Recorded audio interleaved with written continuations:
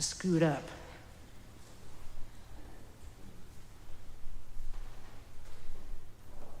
Scoot up and square up. There we go. Good morning, everyone. It's really lovely to see all of you today. I want to apologize for tardiness. I was delayed doing some prayers. Anyway, it's lovely to see everyone today. It's great. Yeah, hi. Boy, this is a good crowd today. Thank you. I know it's unusual, but I'd like, even though you've already been sitting for a minute, I would like to sit for a minute if everybody's okay with that. Just to settle a little bit and put the week behind us a bit. I mean, I decided that I kind of had a busy week, a little bit of stress. I don't know if you guys can relate, but I decided that it was wear a Hawaiian shirt to work day. So technically, they said that we could wear a shirt that was white. What is it? White, blue, red, yellow, gold.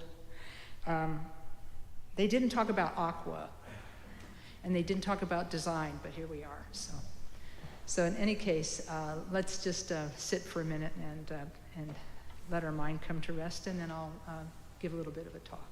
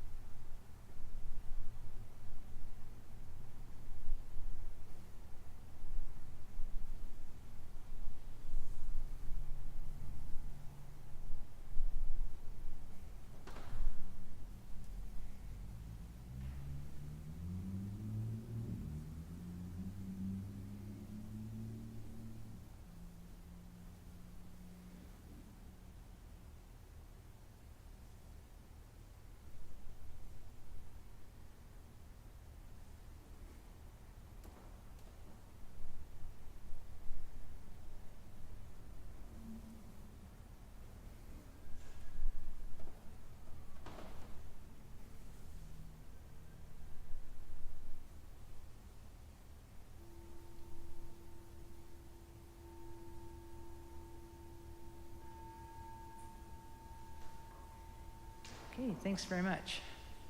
I call that the pause that refreshes. And if you know that reference, you're older than I am. Okay. Let's start with a prayer. On the front side of this is the Refuge Prayer. And you don't have to recite it, but if it's something that you're familiar with and you'd like to recite, you can recite it along with. And if not, you can kind of join in your heart and in your mind, thinking that you dedicate this session to all goodness for all beings. We'll recite it in English 2 times, and then I'll recite it once in Tibetan, and you can join in if you know it.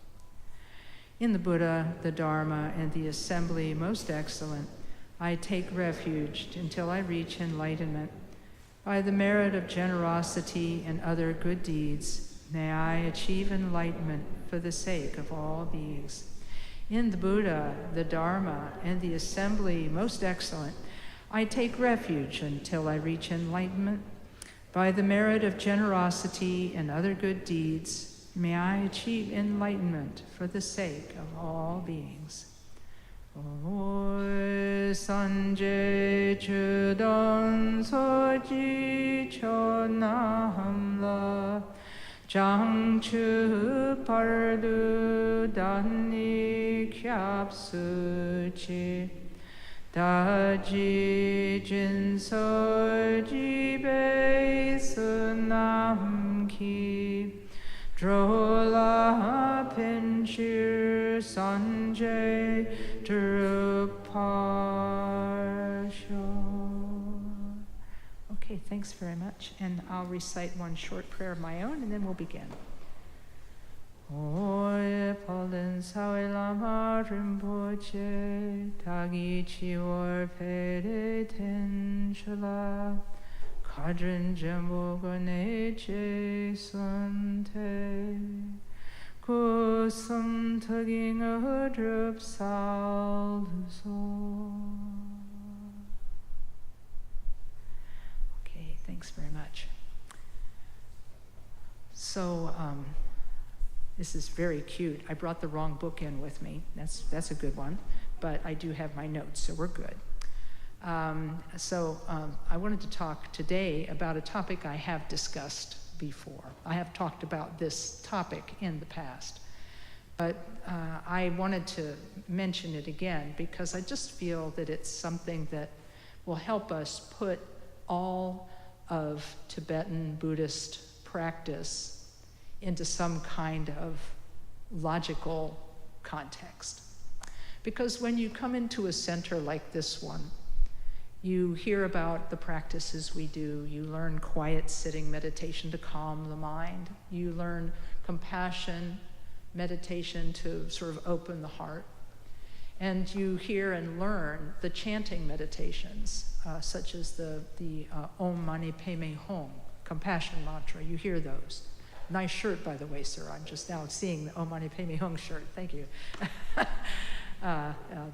It's wonderful. Which is a way of praising the name of Avalokiteshvara, or Chenrezig, the Bodhisattva of compassion, who was so brave. He was so brave that when he generated the wish to attain enlightenment, like the one that we spoke just minutes ago, when he first generated that wish, he said essentially, although not in these words, I vow to stay behind until samsara is emptied. And that's a lot of bravery. I'm going to stick around until he's going to be the last one to turn out the light on samsara. And that's a lot of courage. And so it takes an incredible amount of courage to be a bodhisattva. And I'll be talking about that in my next talk. But if you look at all the practices we do, quiet sitting, compassion meditation, and mantra meditation, you might say to yourself, how do all of these fit together? How do these fit together? How do they process us as individuals? What do these practices do to us and for us and with us as individuals? How's that work exactly? I have actually had many people ask me this. And so I'm going to say a couple words about that. And what it has to do with the title, which is The Search for Certainty. The Search for Certainty. Many of you who are familiar with Tibetan Buddhism are familiar with the translations of some of the Tibetan meditation manuals and texts. And certainty appears in the title of several of them. You'll see there's a text that I'm familiar with called The Torch of Certainty, or the torch that illuminates the path to certainty. And sometimes if you've read the Mahamudra meditation manuals of the 9th Karmapa, one of them has certainty in the title, the ocean of certainty, or true meaning. So certainty seems to be a thing in Buddhism, in Tibetan Buddhism. But why is it a thing, and why are we seeking it? I'll tell you my view, which comes from the years that I've been practicing meditation myself and teaching others meditation. I think that meditation helps us to gain certainty that we are seeking every single day of our life. We want to know what's going to happen.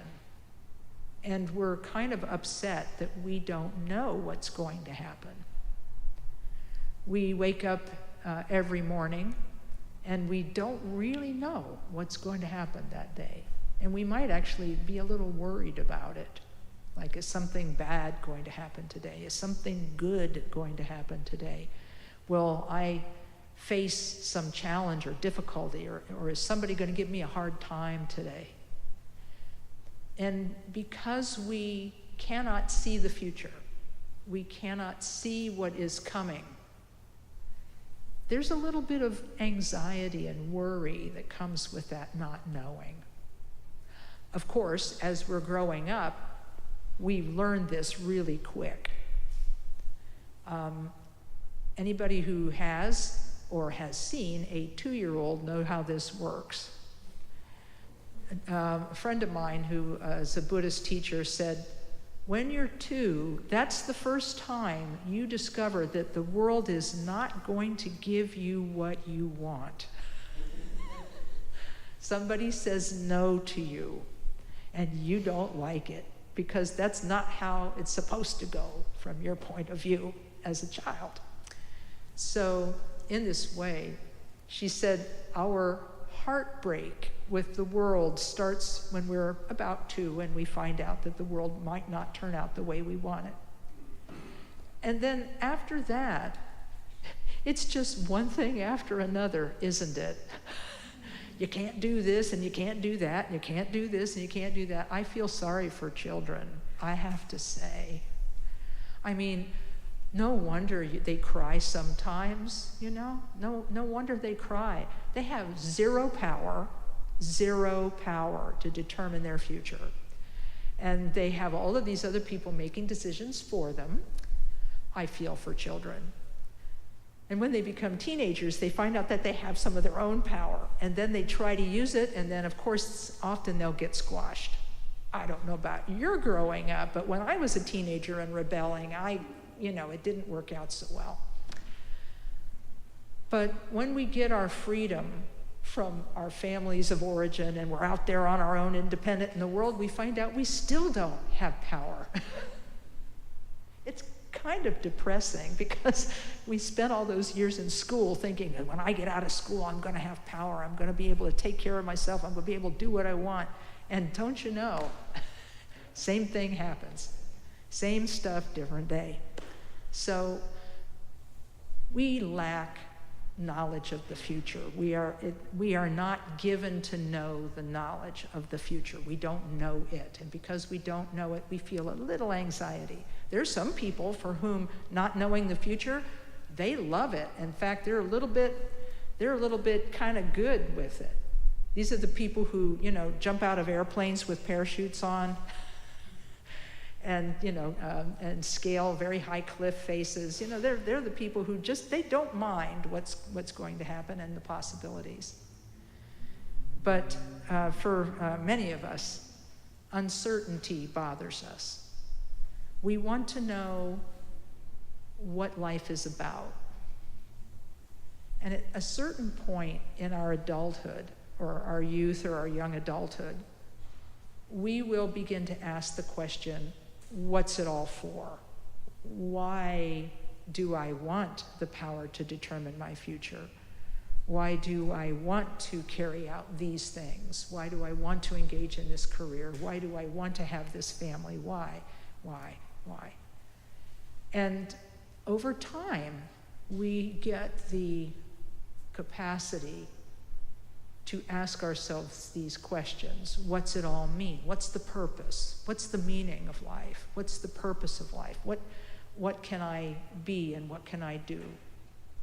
And this was precisely what led Prince Siddhartha to leave home. He lived in a very wealthy home. He grew up with a father who was called the king. He had it good, but he had this nagging feeling that there was more to life than wealth.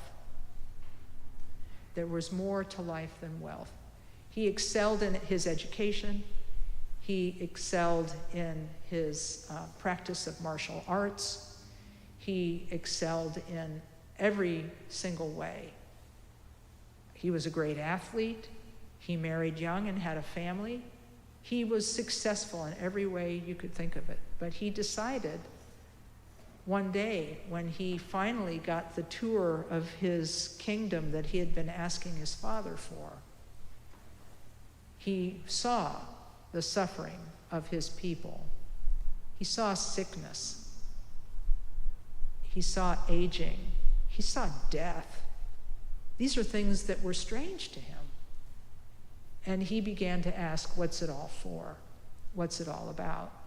And the questions drove him to leave his family in the care of his father and stepmother and undergo years of seeking.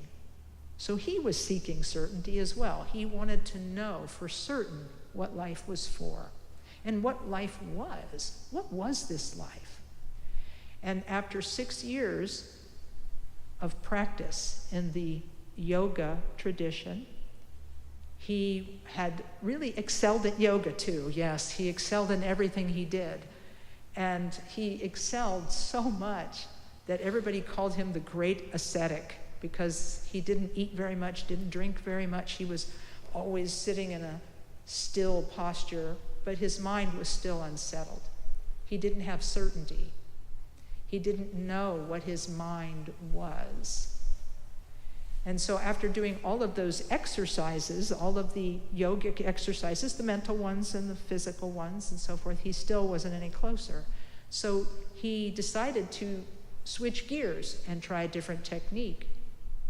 He left asceticism behind, just like he left the wealth and the luxury in the palace. He left that behind too. He left it all behind and walked into uncertainty. He walked into the unknown. And so he ate a meal. People say it was rice, sweet rice and milk. After having not eaten for a while, that was, it was nourishing, let's put it this way. And it refreshed his mind so that he could then begin to look inside himself and to see what that mind was. And in that period of meditation, could have been hours, could have been days, he gradually and more gradually, having left behind luxury and deprivation, settled in a middle path of contented meditation. And in that contented meditation, looking at mind itself, he discovered certainty. He finally knew what life was for. He knew the purpose and meaning in his life as well as the lives of everyone. He was so stunned by his discovery, he sat in silence for hours. It might have been days, not sure what to say to anyone about it, because he had discovered what we would call the nature of mind, the true nature of mind, beyond philosophy, beyond theology even, the nature of mind. He saw it and knew it and was it. And it is said then that one of the legend says that one of the Hindu gods asked him if he would please teach on what he had learned. But it could also have been just the person passing by, noticing this striking individual. Whoever it was who asked him, when they said, "Would you please teach us what you have learned?" that was when he began to teach. And he taught, as we talked about just last week, the Four Noble Truths. Was it last week? No, it was week before last. We talked about the Four Noble Truths. He described how life is. He said, there's a lot of suffering in life. That's the first truth. Suffering is part of life. You can't divorce yourself from it. You can't pretend it's not happening. You can't decide to offload it to somebody else. It's not something you can kind of like give away. It's yours, and you have to learn to work with it. That's the first noble truth. Second is that suffering has a cause, and it's not the neighbor It's not your folks. It's not the person next door. It's not the boss even. It's actually our own fixation. We want the world to be a certain way. Remember the story of the 2-year-old? I think we're still in there somewhere, wanting the world to turn out our way. And so, in this way, we cause a lot of our own suffering by fixating on things and wanting things our way. And so the Buddha said the cause of suffering, some people use the word desire as the cause of all suffering, but I like clinging because it sounds more willful, mine. And so this clinging and fixation is actually behind all of our suffering. We can't just sit still and be. It's something that's not in our wheelhouse, just to sit and be. Because we've got these brains. And I'm telling you, having a brain like this is pretty amazing. I mean, we went to the moon as a human species, but we're also destroying the planet, so there's that. Human brain's pretty smart, but anyway. And we still can't go beyond our fixations about the differences between us and other people. I like that person, I don't like that person. I want this, I don't want that. I mean, it's weird, and here we are. So there are a lot of things we can't get past as individuals and as societies because of the things we fixate on, most of which are not true. It's really hard to be human, it really is. So what the Buddha is saying is suffering's part of life, and part of it comes from within. Actually, all of it comes from within ourselves, that our own fixation and clinging cause our suffering. But the good news about that's the third noble truth, is that because there is a cause to suffering, there is also a solution. Because if something is caused by something else, that cause can be unmade. That cause can be unmade.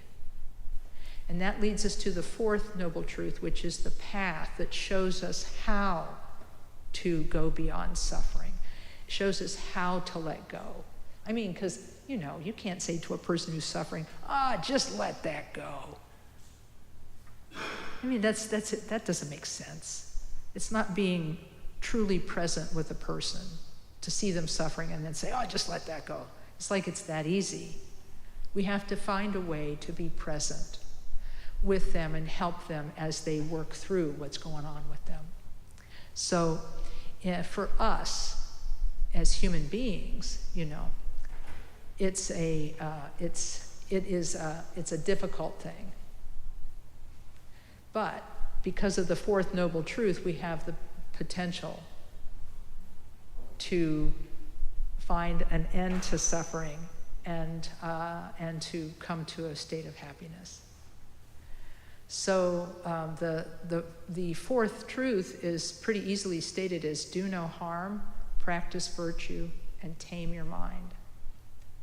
And do no harm means don't hurt yourself, don't hurt others. Practice virtue means take care of yourself and benefit others. And tame your mind means to meditate and look within yourself and see what the true nature of everything is. And so that brings us around to certainty again. When we sit and meditate, we actually experience our mind differently. My teacher, Khenpo Karthar Rinpoche, who passed away a few years ago, he used to say that it's really important to teach people to meditate really early on. And he said the reason for this, he said, is because, he said, if they meditate, he said, they don't have to intellectually believe or understand anything of Buddhism. He said, it's really hard. Buddhist philosophy and teachings are a little hard for people here, he said. But he said, so just have them meditate. And when they meditate, they will actually experience their minds differently for just a moment in that long period of meditation, which maybe struggle. I don't know about you guys, but for me, I still struggle a little bit with the techniques of meditation.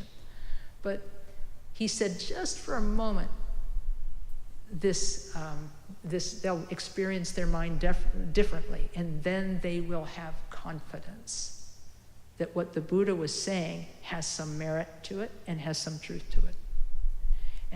And gosh, he was right. Because that's why meditation is the main thing we teach here and the main thing we do here, because it helps us to experience our mind differently. And that's the first meaning of certainty for many of us. That's the first time we gain some certainty, is when we actually experience our minds in meditation, and it's different. It's not the usual rigmarole. It's not the usual strangeness and pain and suffering and difficulty. It's not the usual stuff. That's where certainty starts. But it doesn't end there. We don't come to the full knowledge of certainty at that moment. But we've become interested. We're ready to say, maybe there's something to this. And that leads us into further practices.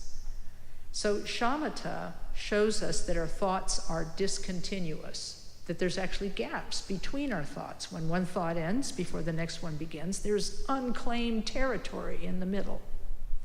Unclaimed territory. And it's not bad.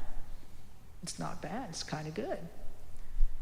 And we learn how to let go of thoughts. And when we learn how to let go of thoughts, the hidden benefit of that is that we learn how to interrupt thoughts that are troublesome. We learn how to interrupt them. And not only that, on the other side, we learn how to generate thoughts that are more healthy for us and more helpful for us, and that help to support the view that we've come to understand by just resting the mind.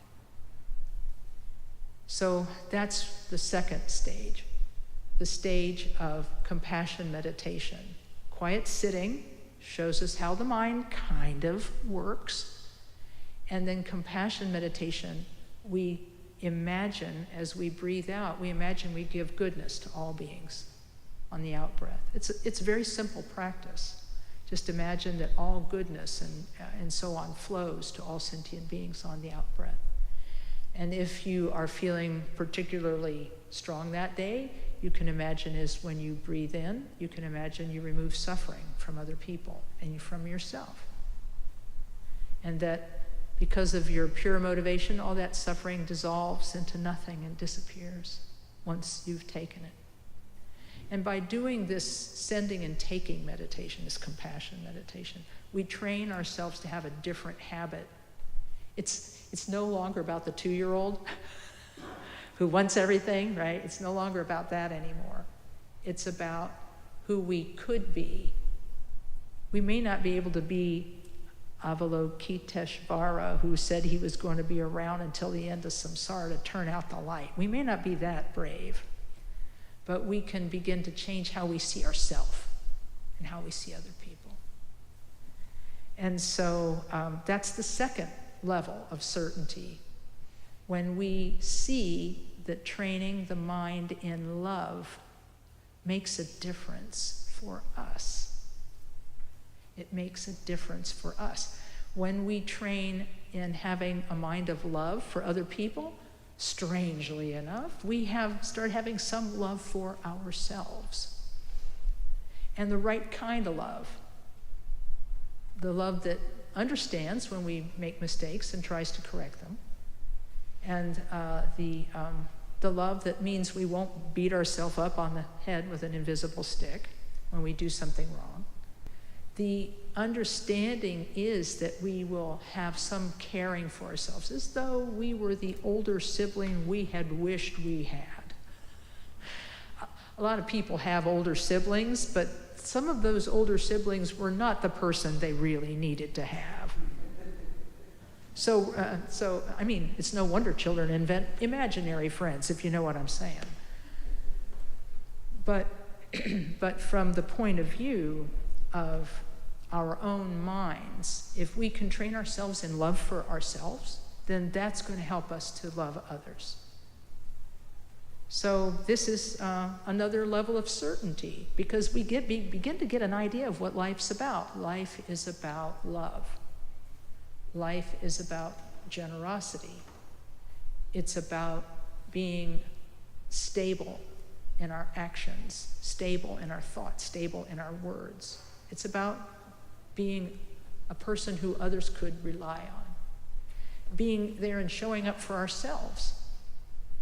There's an openness of heart that happens at that level of training in certainty. We begin to know what life is all about. I remember specifically the moment that happened for me. I was talking with my husband one evening after work, because I used to work a regular job like everybody else. I was a newspaper reporter. Remember newspapers? That was a thing. And I come home from work and I do my Buddhist meditation. And one day I said to my husband, I said, after having taken the Bodhisattva vow and vowed that I'm going to practice love for myself and others, I said, it's a little creepy. It's almost like my life doesn't belong to me anymore. It's like it belongs to everybody else. And at first that kind of made me sad, because I was going to do stuff with it. I had ideas, I was going to do stuff with it. But then I realized that being able to practice love toward myself and others and have my life not really belong to me anymore took a lot of pressure off of me. I no longer had to please everybody else, honestly. Serving others doesn't mean you have to please them. Serving others means you have to develop that heart. And that's a better way. What did my husband called it? My dad loved that. My dad, who always was giving me great slogans and advice from the recovery tradition. It's like, thank you, Dad. He would talk about having this heart that was so big that it could welcome everyone, So this was the kind of feeling I had when I realized at first my life didn't belong to me anymore. But then I said, that's not bad. I don't have to have all those expectations on me now. I can just be what I am, and that is going to be enough. And certainty, that's another form of certainty. But there's one more form of certainty. I've talked about the certainty that comes from the Shamatha practice, the certainty that comes from the compassion meditation practice, but what about the certainty that comes from the unity of Shamatha and Vipassana? Everybody here knows about the word shamatha. It means calm abiding. It describes the calm abiding meditation where we observe the breath as it comes in and goes out, and we let go of thoughts. It's a training meditation to learn how to let the mind just be. But many people, it takes them some time to learn about Vipassana. Vipassana, or as one of my friends calls it, Vipassana, I don't know how the correct pronunciation is, it means insight. Insight. Here in this tradition of Buddhism, in fact, I can't wait till you can see pictures of the shrine we're going to have in this space, under these lights. We're going to have a beautiful shrine, and the central figure is going to be the Buddha Shakyamuni as he appeared to the Indian saint Tilopa in the form of the primordial Buddha Vajradhara, and how he taught him the most simple form of Vipassana he could possibly teach. They call it Essence Mahamudra. And it is being able to look directly at the mind and see its nature, see what it is, fully, completely, decisively. And that is the kind of insight that is meant by the word Vipassana, insight into the nature of how this mind is and what this mind is. And until then, until that moment, when we reach what is called the first level of bodhisattva awakening ourselves, until then, we're going to be searching for certainty, and we're going to continue to search for it in all kinds of places. Some of them healthy, some of them not healthy. When I worked for the newspaper, one of the strange things I thought about was the horoscope. I mean, you know, I know astrologers, and I know how cool astrology really is. But then you read the horoscope that is popular writing, right? It just says, something might happen today. And you go, yeah, that's right. And you know what I noticed in my office? Okay, so I'm sorry, I'm going to go sideways here for a second, but then I'll come back to certainty. When people were starting a new relationship with friends, they would read their horoscope more. I don't know if you've ever known this to happen to anybody that you know, but you know, you fall in love with someone and then suddenly you're really worried about something. And so then you read the horoscope every day. What's today going to be like? And so on. So as a result of that, we almost worry more anyhow. But when we talk about practice, meditation practice, that's where certainty begins for us, and the right kind of certainty, not the certainty you get from reading the newspaper or the internet or anywhere else. The certainty that comes from within us as individuals, the certainty about knowing who we are, and what we are capable of, and what our purpose can be.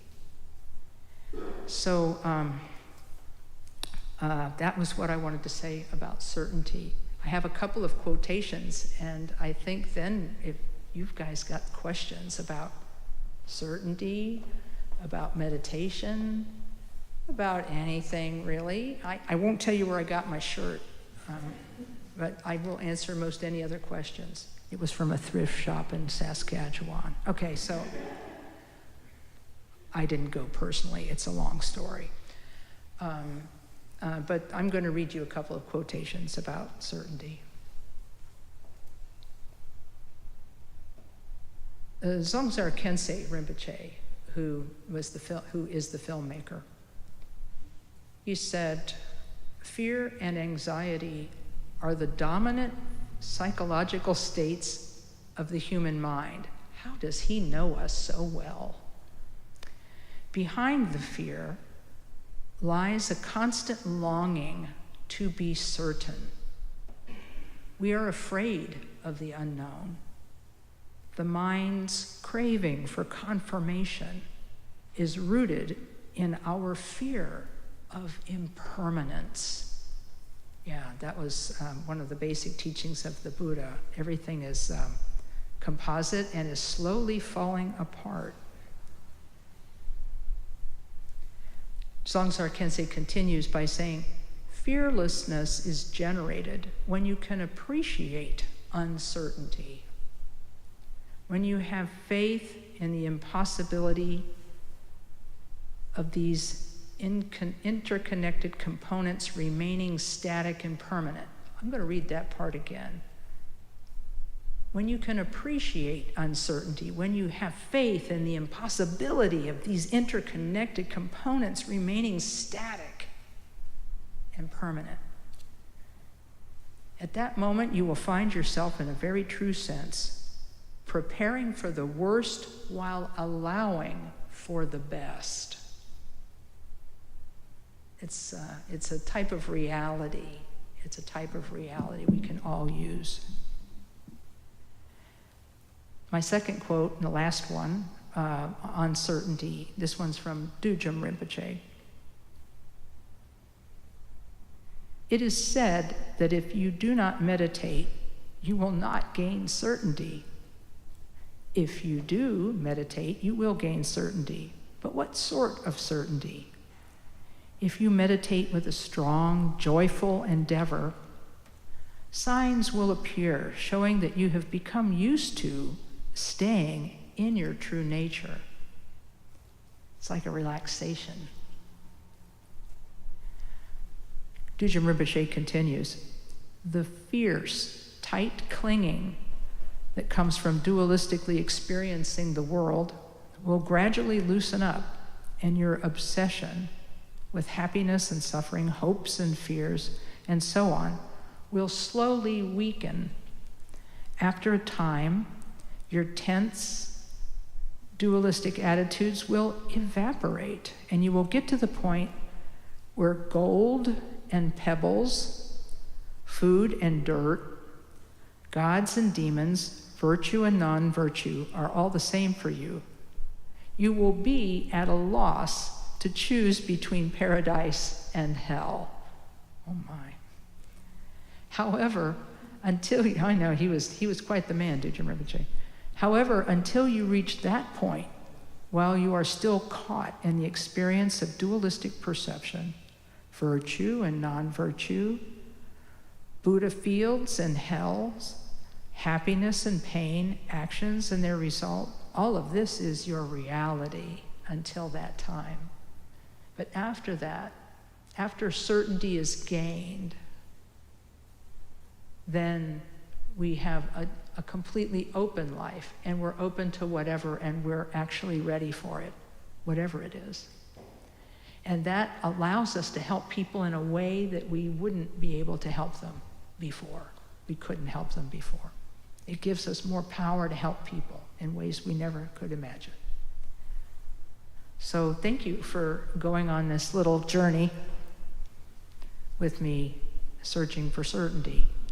I've been wanting to talk about this for a while, and when I saw these two quotes, I said, well, those two quotes probably could be the lecture, but you know me, I can't not say something, so. So it's discussion time, and the discussion microphone is open. Thank you, Hayes. Yeah, so you can walk up and if anybody else wants to ask a question, you can stand at the back and so on. Yeah, you can come, we'll have, Johanna is first, and if you'll be second, sir. Yeah. Huh? You can, yeah. We'll have you in what is called the second seat. Okay, thanks a lot. Good morning. Good morning. And namaste to everyone else. Good morning. And I am so glad to see such a wonderful outcome of visitors and renewed members. From my experience, is that the pandemic, the pandemic has caused such turmoil in so many people's lives.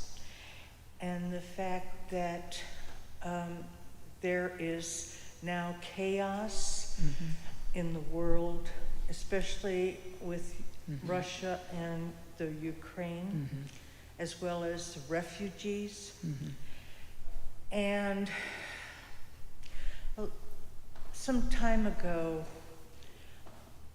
I myself had tried to give hope to people who were having difficulties.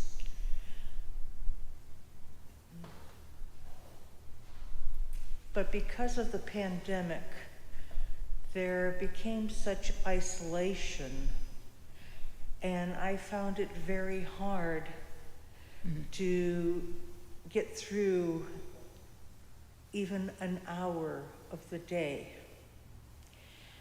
And I just want to say I rejoice as far as everyone who is here today, because we have such allowance to be able to gather.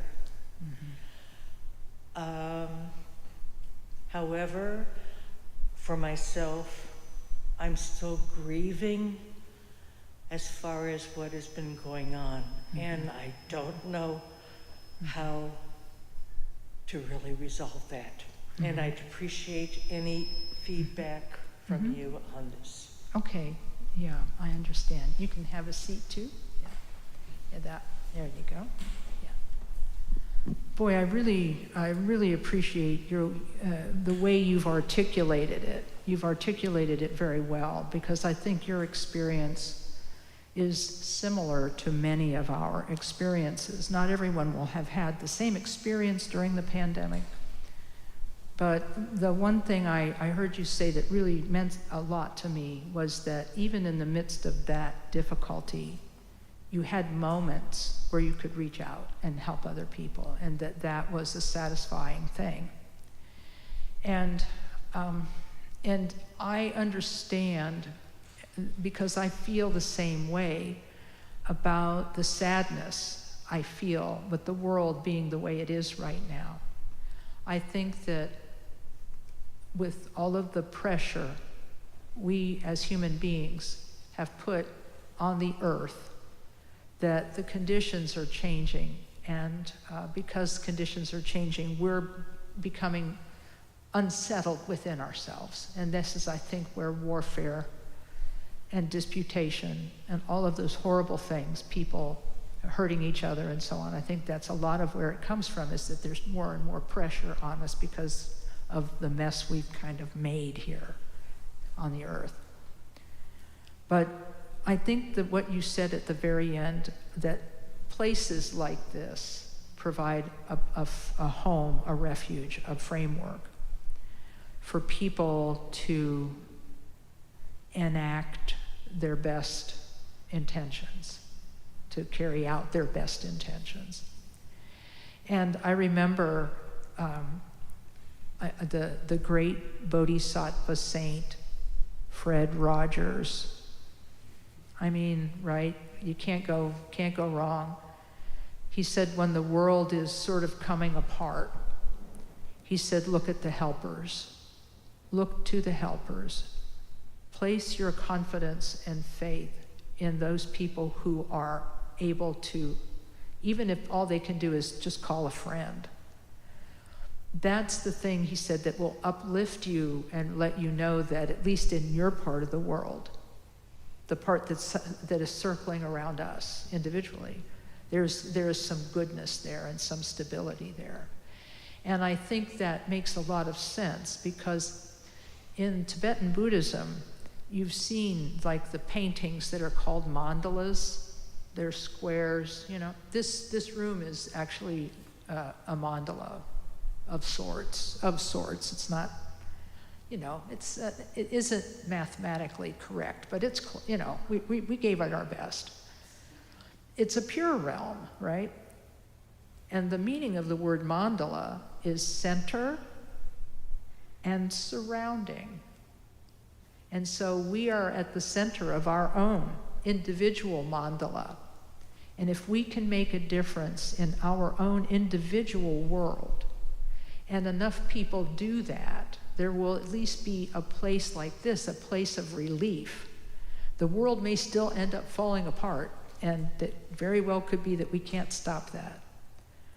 But we're doing the best we can to let our world remain a world of safety and peace within ourselves and the circle of people who we're supporting and helping.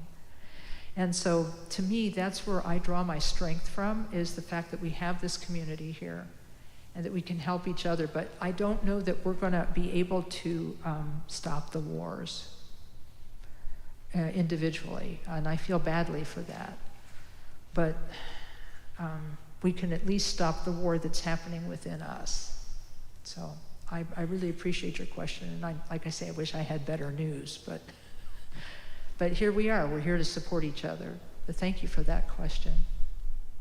There's another question here. Hello. This is my first Dharma talk in person instead of virtually, so I'm very happy to be here. Thank you so much for the talk today. No, thank you. My question is about certainty that you're describing. Would you say that it's knowledge, like part of wisdom, or would you say it's part like awareness, experiential, if that makes sense? Yeah, actually it does. I may end up answering you in slightly different words, but the three words you've said do have meaning and they do relate. Awareness and knowledge and wisdom. Okay, awareness, knowledge, and wisdom. Those are the three I heard. Did you say any others? I think that's it. Okay, very good. So I think it starts, for many of us, it will start with knowledge, figuring stuff out. It will, seeing a framework for a description of the mind. You can read about it. You can read a description of the framework of the mind, and you can understand that. That's the knowledge part, right? And you can also get knowledge when you learn the techniques of meditation. You can learn the techniques, right? So that's the knowledge part. Knowledge can lead us to certainty. And then there's also the awareness part and the wisdom part. The wisdom is sort of like the end point where we actually achieve certainty. We'll call that certainty. And awareness is a way of talking about the mind. I'm going to use awareness perhaps differently than you meant it in your question, but hopefully it will be illustrative of how knowledge and wisdom come together. Knowledge is about the technique. Wisdom is about letting mind just be what it is. Awareness can be a tool to understand how the mind really is. Because as the great meditation master Mingyur Rinpoche, when I asked him what awareness was, he said, "Oh, awareness, that's easy." He said, "Do you see my hand?"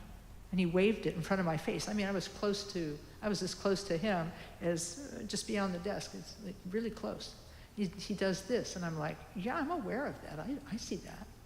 He said, "Do you hear this?" And I said, "Uh-huh." He said, "That's it."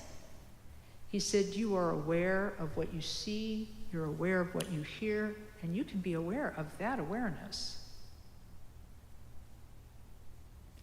And in that way, awareness itself can gradually, with proper instruction, become a tool toward wisdom, you can be practicing being aware and being aware of awareness, practicing that, again, with proper guidance, because otherwise we might get it one moment and then not get it the next moment. That's kind of how meditation is.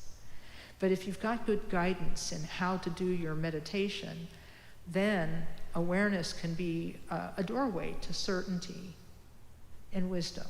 But you have to learn how. You have to learn how to apply it, both on your seat and then when you're in your everyday life. And I feel it should be informed, all of your practice of meditation is best when it's informed by love and compassion. Because if it's just about, I want to learn something, that can become competitive. Like, I want to learn more than that person, or I want to be smarter, or you know what I mean. It's like some people even compete against themselves. So I feel like that's why love and gentleness is important to practice in meditation. So when you're sitting and meditating and you have a thought, some people kind of get a little irritated and annoyed. And they start taking that voice, in their head. But what I tell people is, try your best to take a different voice. Try your best to be gentle and to say, it's okay, you're just going to come back now. Just keep coming back. Just keep coming back, right there. Like my friends in 12 Steps say, just keep coming back. It's a different meaning of coming back, but you get the idea, right? So I don't know if that helps with your question, but it allowed me to use those 3 words in several complete sentences. That was very good. Thank you. Okay, good. Yeah, we can talk more about it. This will be the last question. I want to start last week, the teaching was on the 7-branch prayer. And so for anybody who doesn't have a copy of it, would like one, I made some copies and brought them, and I'll put them on a chair by the door. You can pick them up as you leave. That's great. Thank you. And on the back side is the daily Lojong practice by Lama Kathy Wesley. I appreciate that, Tim. You're welcome. Yeah. You've got a customer right here. I do. Instant popularity. I love it. I'm a big fan of uncertainty. So, because to me, what's certain is that the future is unknown. And so being receptive to whatever comes up to me, is uncertainty. And I loved the end of that first quote about preparing for the worst and being open to the best, something like that. Isn't that amazing? He says, you will find yourself, in a very true sense, preparing for the worst while allowing for the best. Well, that allowing for the best to me is intentions, aspirations, and preparing for the worst is the ultimate form of unattachment to the result of that intention. So that's how I try to live my life. But being open to the future is, and trusting in the future, and is, to me, is preparation for our ultimate entry into the Bardo. So, because I really don't know what that's going to be like. They have a guidebook. They have a guidebook. For those who aren't familiar with the word, with the vocabulary. Thank you, Tim. By the way, I'm glad you came today, Tim. That's great. Because Johanna, Tim, great questions. And the gentleman who I don't know your name, but thank you. Those are all good questions. Yeah, what Tim said. Yeah, yeah, there you go. See, this is it. This is it.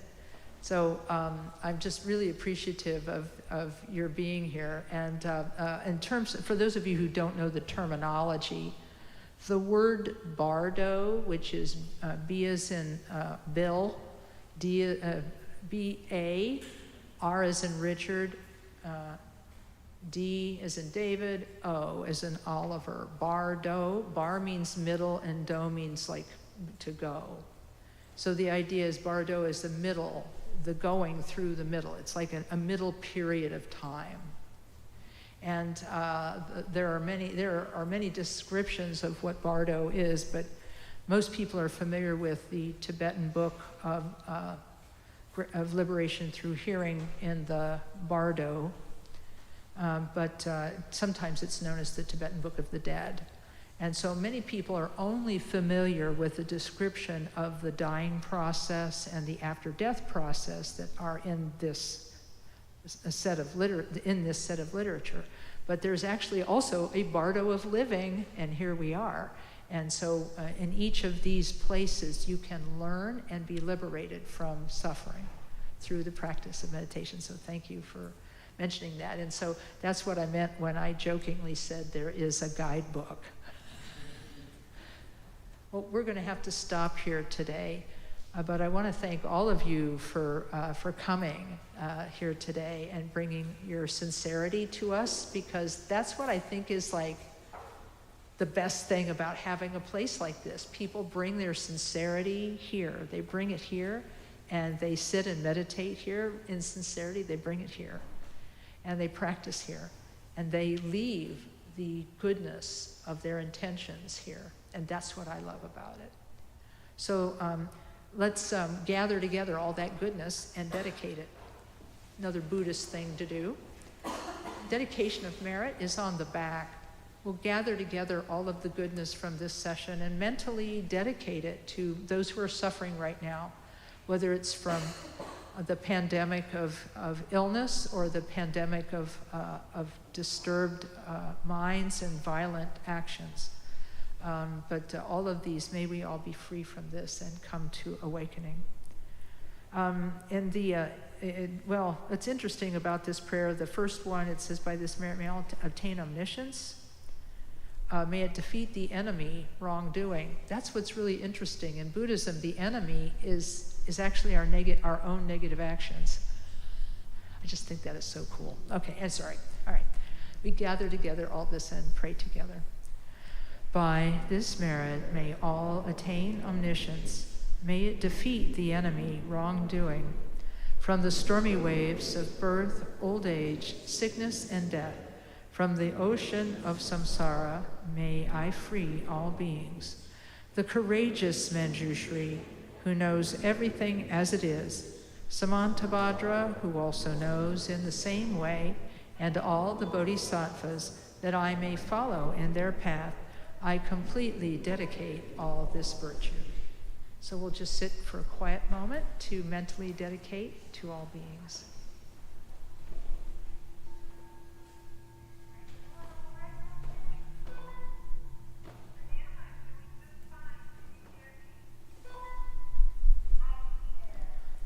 Okay, thank you. Thanks very much. I see we have an announcement. Excuse my walkie-talkie talking. We're going to do kind of clean the floor in here. So before you leave, if you could just stack cushions and then just stack chairs along the sides, that would be super, super helpful. We'll save it lots of time as we get the floor all shiny and sparkling. Thank you. Thanks, everyone.